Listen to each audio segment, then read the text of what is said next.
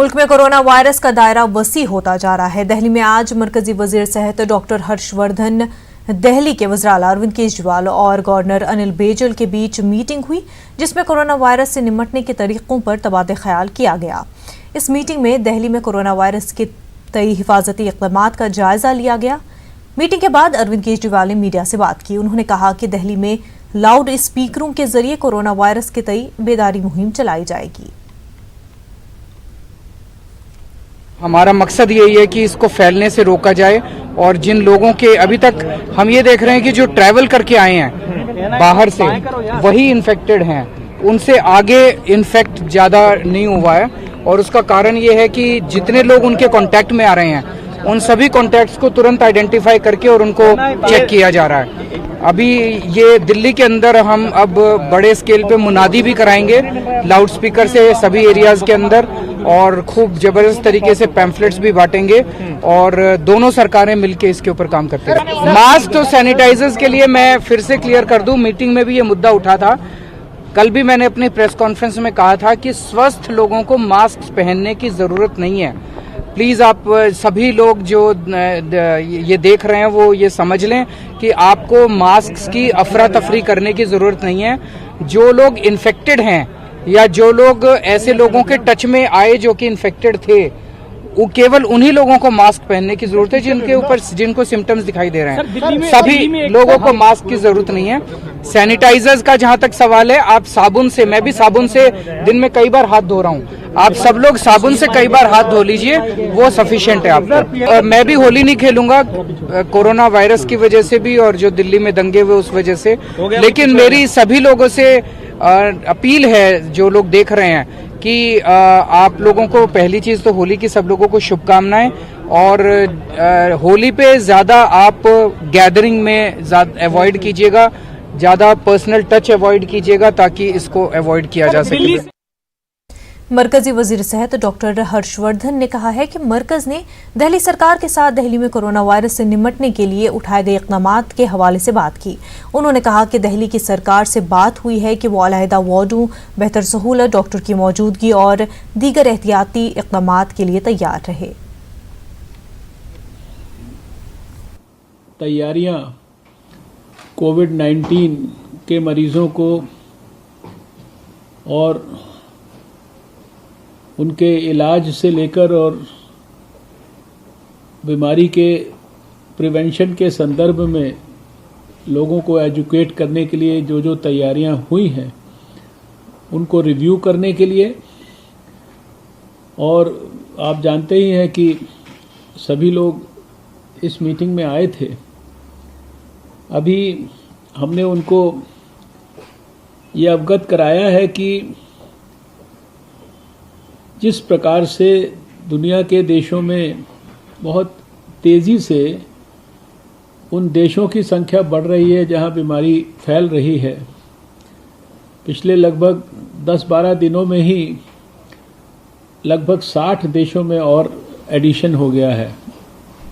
और उस नाते हमें व्यापक प्रिपरेशंस उस समय के लिए भी करके रखनी ज़रूरी है जब अगर भगवान ना करे बड़े पैमाने पर अगर कम्युनिटी के अंदर बीमारी का ट्रांसमिशन होता है, तो उसके लिए जो जो आवश्यक उपाय करने हैं, चाहे वो आइसोलेशन वार्ड्स के लिए हो, चाहे वो क्वारंटाइन फैसिलिटीज़ की दृष्टि से हो, चाहे वो डॉक्टरों के माध्यम से ठीक समय पर ठीक इलाज मुहैया कराने की दृष्टि से हो, चाहे फिर वो कॉन्टैक्ट ट्रेसिंग्स और कम्युनिटी के अंदर सब प्रकार से जो आवश्यक प्रिकॉशंस लेनी है, क्लस्टर्स को कैसे कंटेन करना है उस दृष्टि से, इन सब बातों के ऊपर हमने बहुत विस्तार से दिल्ली सरकार के अधिकारियों से और मुख्यमंत्री के समक्ष विषय रखा है। मुल्क भर में कोरोना वायरस से मुतासिर अफराद की तादाद में लगातार इजाफा हो रहा है। कोरोना वायरस के मरीजों की तादाद 43 हो गई है। केरल में एक 3 साला बच्चे में भी कोरोना वायरस पाया गया। ये बच्चा इटली से आया था। बच्चा और उसके वालिदैन को क्वारंटीन में रखा गया है। मुल्क की कई रियासतों में स्कूलों को बंद कर दिया गया है। राजधानी दिल्ली में भी प्राइमरी स्कूलों को बंद कर दिया गया है। सरकार की जानिब से तमाम तरह एहतियाती तदाबीर उठाई जा रही हैं। लोगों में भी बेदारी मुहिम भी चलाई जा रही है।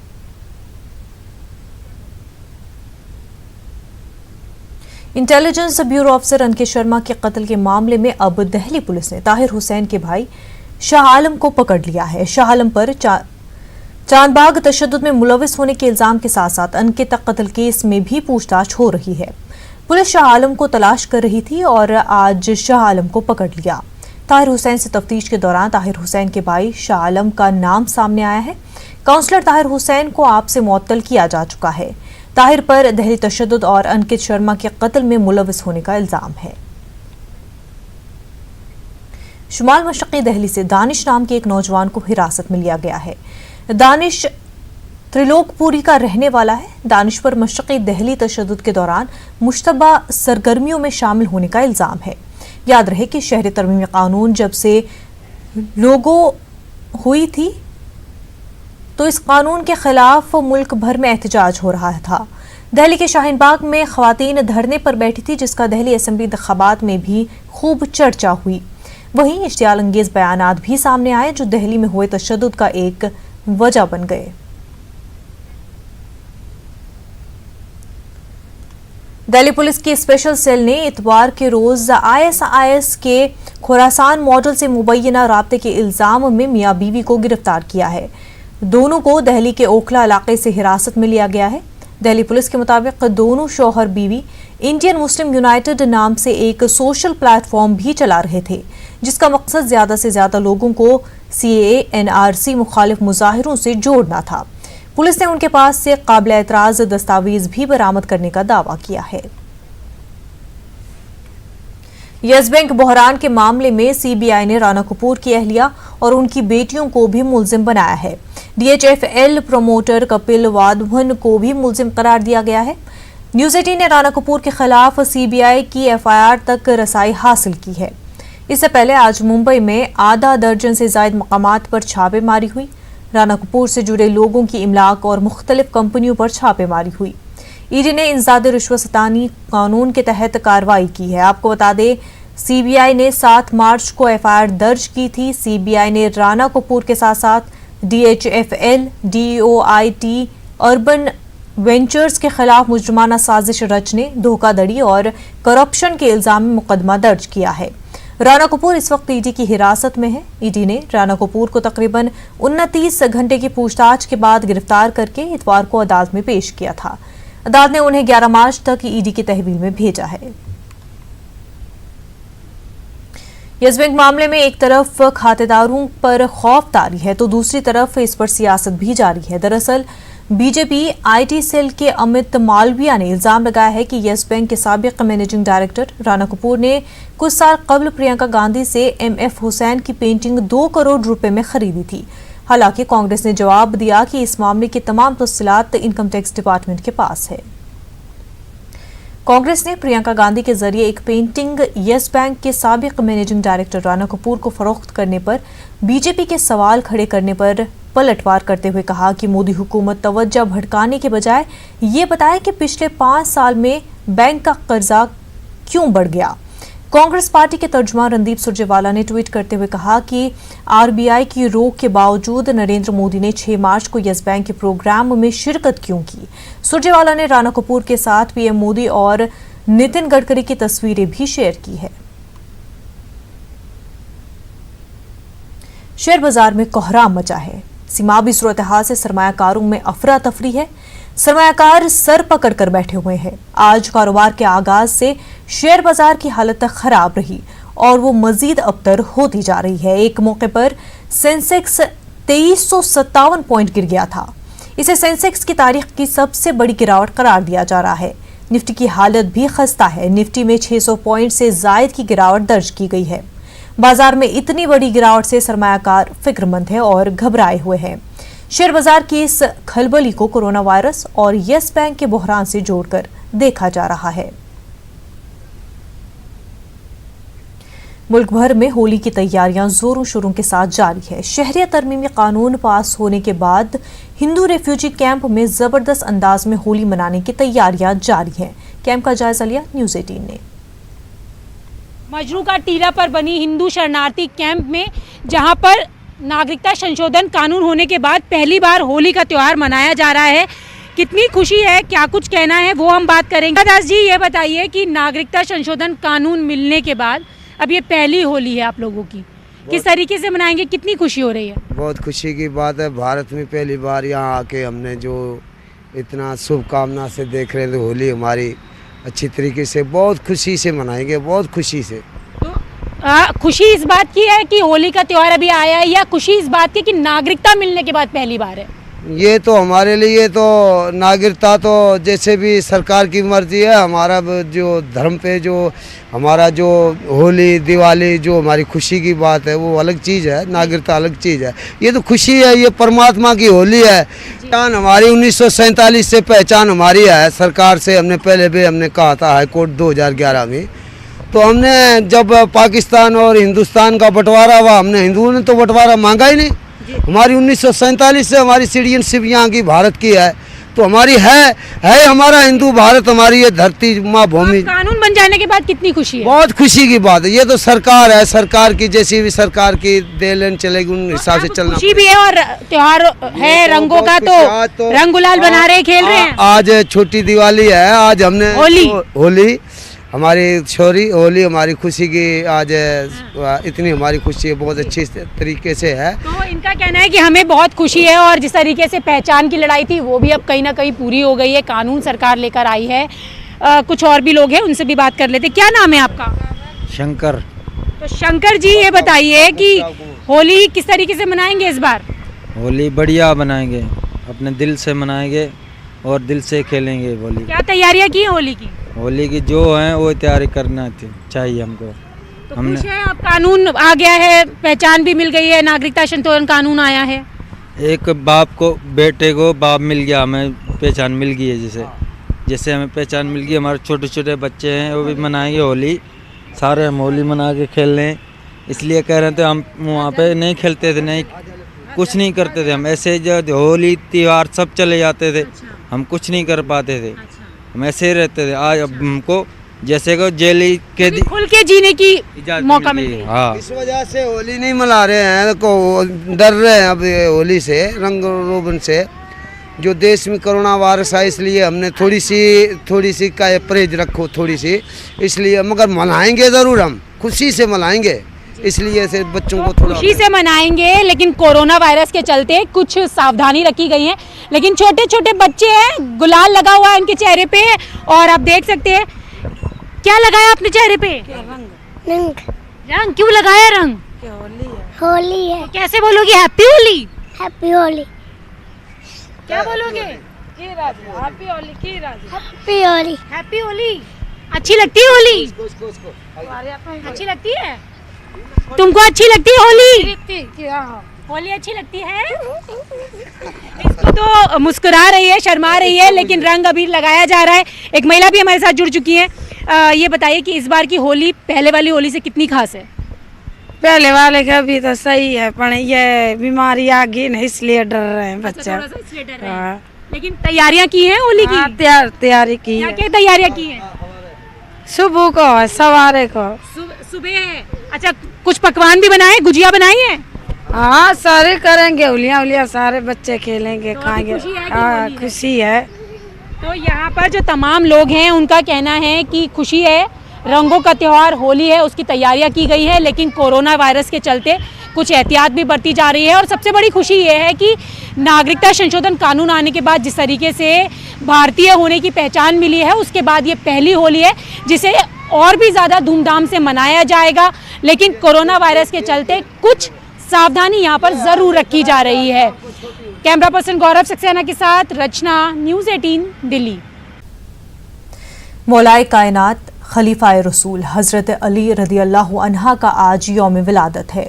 601 ईस्वी में हज़रत अली की विलादत खाने काबा में हुई। मौला अली ज़िंदगी की आखिरी सांस तक आका के रास्ते पर जानिसारी, एहसार और कुर्बानी की मिसाल पेश करते रहे। हुजूर पाक की सबसे प्यारी साहिबजादी फातिमा से हजरत अली का निकाह हुआ। रसूल पाक ने हजरत अली को इल्म का दरवाजा कहा और फरमाया कि अली मुझसे हैं और मैं अली से हूँ। आज पूरी दुनिया में मौलूद काबा की यौम पैदाइश की मुनासिबत से जश्न मनाया जा रहा है। दिल्ली में भी महफिलों का एहतमाम किया जा रहा है। वक्त हो गया एक छोटे से ब्रेक का, जल्द होंगे हाजिर।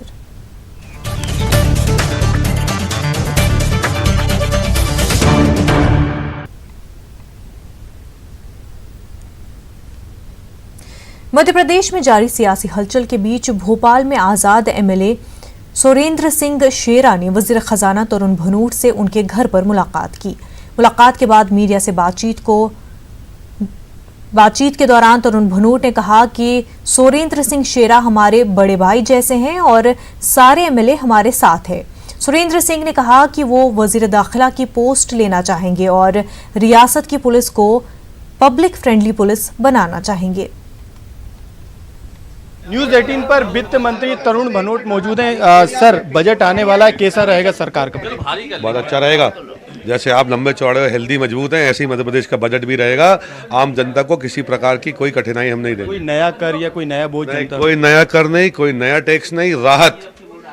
जब पहले से हमारी जनता केंद्र सरकार की गलत नीतियों के कारण परेशान है, चाहे हमारे किसान हों, चाहे हमारे मजदूर हों, चाहे हमारी गृहिणियाँ माताएं बहनें हों, डीजल महंगा, पेट्रोल महंगा, गैस का चूल्हा महंगा, गैस का सिलेंडर महंगा, खाने पीने का सामान महंगा, सब्जी महंगी, दूध महंगा, बेरोजगारी की दर 45 साल में सबसे अधिक है ना, रुपए का मूल्य सबसे अधिक। मतलब बहुत अच्छा बजट रहने वाला है।